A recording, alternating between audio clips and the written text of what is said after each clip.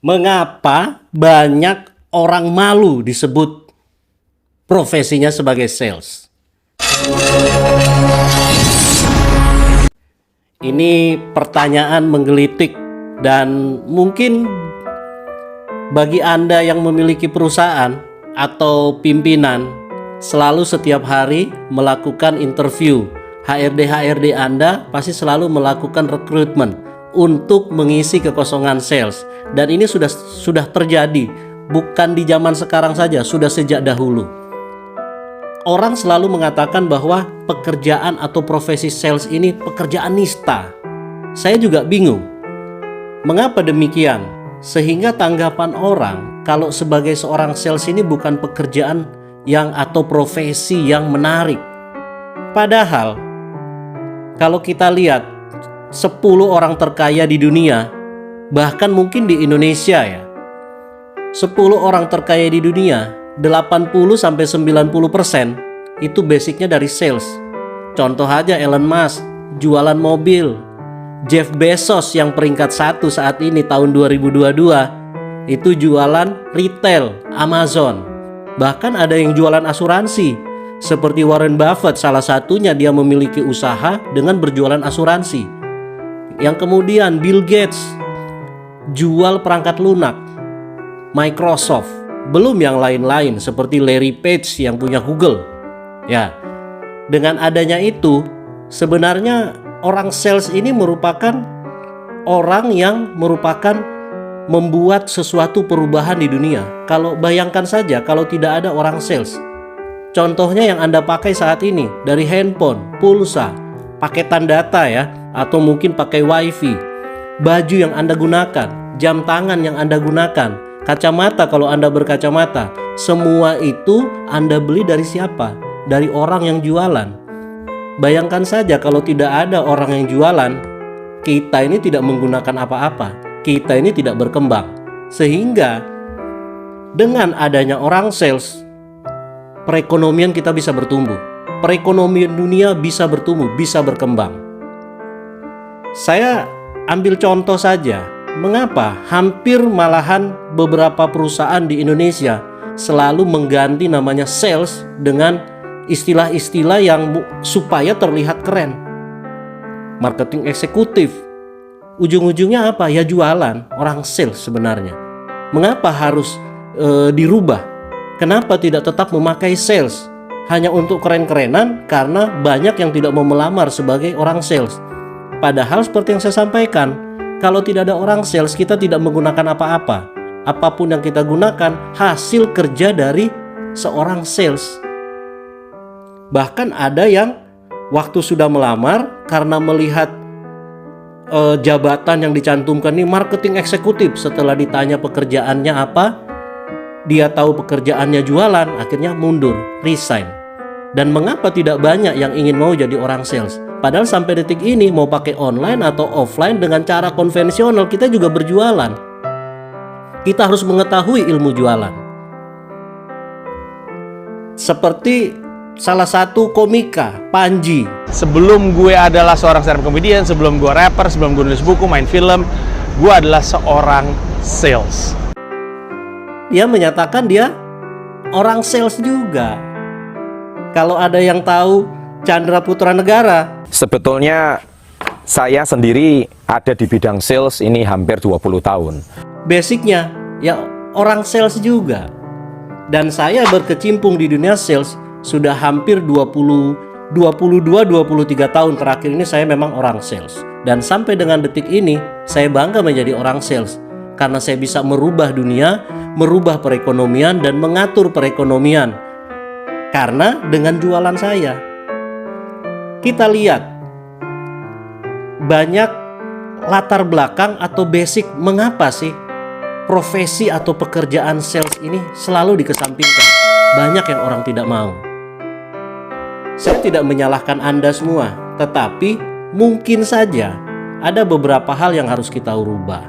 Kita rubah cara berpikir, mindset kita berpikir tentang profesi sales.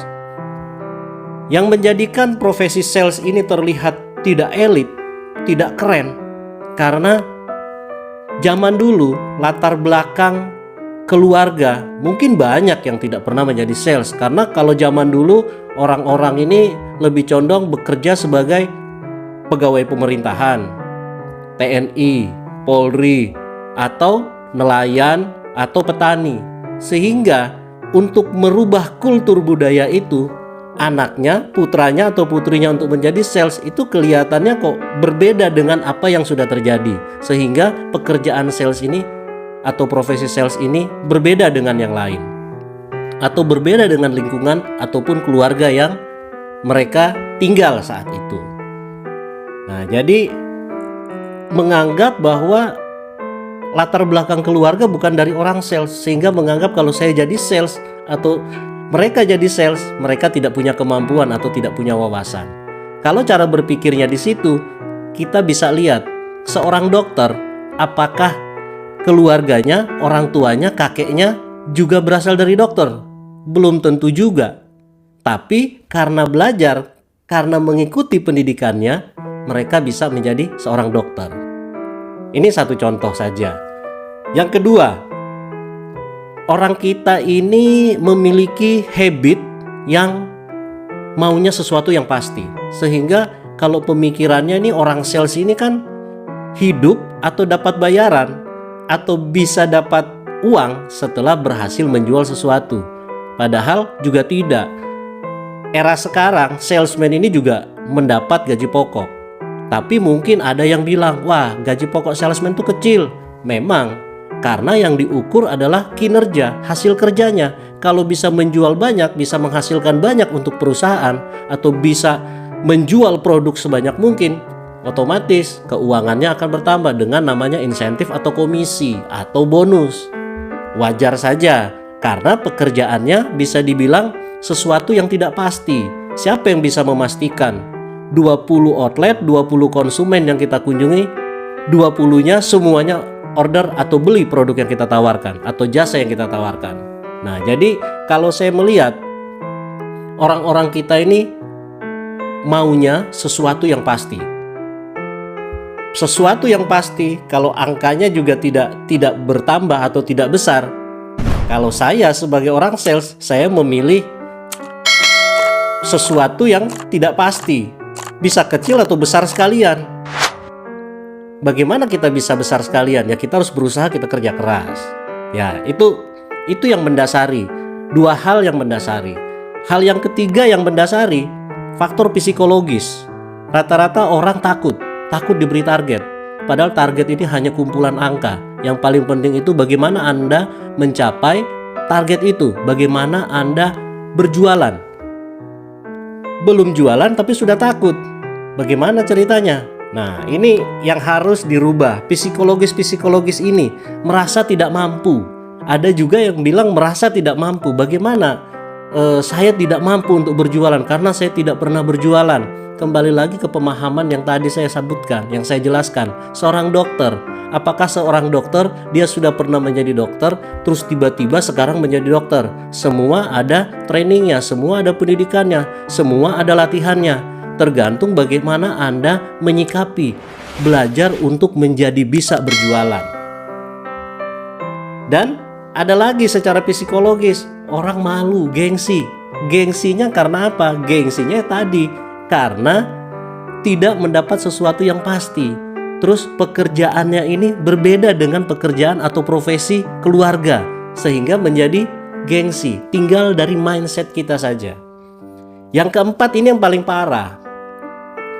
Mengapa orang sales ini seperti terhina, profesi yang dihinakan? Ini karena banyaknya pandangan umum. Orang sales ini selalu konotasinya negatif, terlalu agresif, mengejar-ngejar orang supaya membeli barang. Kembali lagi ke bahasan saya tadi yang pertama. Mereka mengejar orang dalam tanda kutip karena mereka ingin menawarkan barang. Kalau Anda tidak ditawarkan barang, Anda tidak pakai baju. Tidak ada di dunia ini orang yang pakai jam tangan. Itu karena apa? Karena Anda menggunakan hasil dari jualannya seorang sales. Ya, jadi ini akhirnya menjadi konotasi yang negatif dan kecenderungan sales ini banyak omong. Makanya jadi konotasi negatif juga. Secara psikologis orang-orang sales ini banyak ngomong dan bahkan katanya banyak bohong. Kalau bilang banyak bohong itu oknum. Tapi kalau banyak omong, namanya orang sales menjelaskan produknya dalam tanda kutip, memberikan penjelasan, meyakinkan calon pembeli, ya harus banyak ngomong. Bagaimana kita mau menjelaskan orang terus orang ini bisa paham tentang produk kita, kelebihan produk yang dijual, yang ditawarkan, kalau kita tidak banyak ngomong? Sudah pasti seperti itu. Ya, jadi kalau kita lihat bahasan ini sebenarnya bahasan yang sudah dari zaman dahulu sampai dengan zaman sekarang. Kita menganggap atau banyak orang menganggap bahwa profesi sales ini profesi yang tidak menarik. Tapi ingat, profesi sales atau pekerjaan seorang sales merupakan pekerjaan yang bisa merubah dunia. Karena tanpa orang jualan, apapun produk kita tidak akan menggunakan. Seperti yang saya bilang tadi, Anda kalau tidak ada orang sales, Anda tidak akan pakai baju dan pakai celana. Ya, jadi saya sebagai orang sales, saya bangga sebagai orang sales karena saya bisa membantu banyak orang dan memberikan orang-orang produk yang mereka butuhkan. Tapi kalau mereka tidak membutuhkan produk yang saya tawarkan, ya tidak apa-apa. Namanya juga kita menawarkan, namanya orang sales. Jadi untuk Anda yang orang sales, Anda harus bangga bahwa Anda adalah orang yang bisa membantu banyak orang karena setiap orang membutuhkan produk yang Anda tawarkan, yang Anda jual. Sebelum saya akhiri, seperti biasa, kalau video ini menarik bagi Anda boleh like, komen, dan share ke siapa saja. Kalau Anda pengunjung baru, Anda wajib subscribe supaya Anda bisa mendapatkan update-update terbaru tentang sales marketing, tentang dunia marketing, tips jualan, trik jualan, tips marketing, belajar marketing, dan yang pastinya Anda semua bisa sukses jualannya, usahanya sukses, usahanya berkembang. Tahu kan Anda?